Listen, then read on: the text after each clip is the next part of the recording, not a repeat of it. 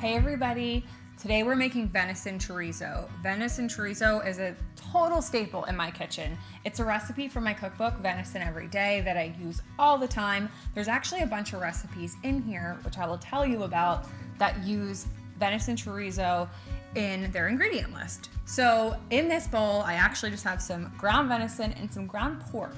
Now, I do get my venison cut with about 10% of pork fat when we grind it, but I'm adding even more ground pork here. This just rounds out the flavor and it makes it a little bit more of a traditional chorizo flavor.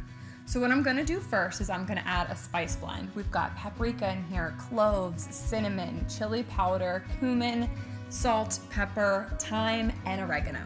So it's quite the list of spices, but I promise you it's well worth it. Now that I've got all of my spices and seasonings added into my bowl, what I'm gonna do next is add some apple cider vinegar.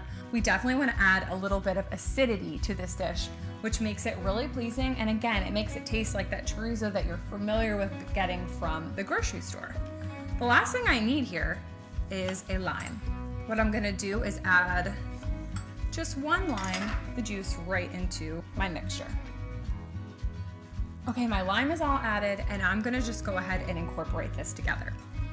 You can use your hands, and then once I get this worked in together a little bit, I'm gonna go ahead and kind of fluff everything together with 2 forks.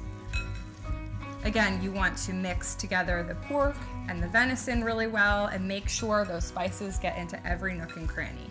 In my cookbook, I use chorizo in my chorizo sweet potato nachos, and then a house favorite is huevos rancheros. So I'm just gonna go in with 2 forks, kind of fluff everything together, make sure everything is super well incorporated.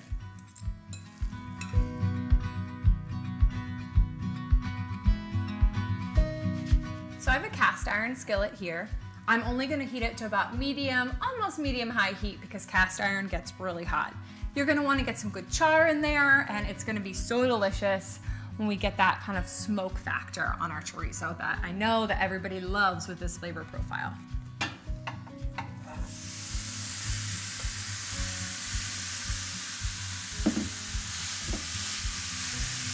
I'm gonna let this cook for 3 to 4 minutes before I even flip and start to move around the venison. I'm just gonna cook it for 7 to 8 minutes total until it gets a nice char in it, and then we're done.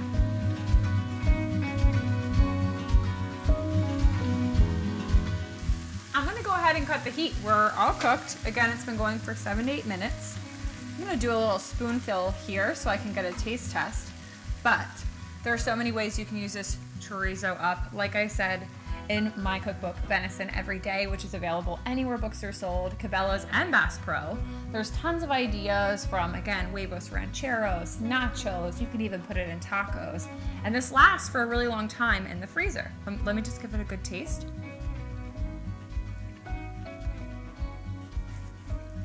What I love about this chorizo is the clove and the cinnamon balance really well with the chili powder. It's so delightful. I know you're gonna love this recipe. For more recipes like this one, go over to my website, MissAllie'sKitchen.com. Again, make sure you grab a copy of my cookbook, Venison Every Day. And if you would be so kind, like, subscribe, and follow for more. See you next time.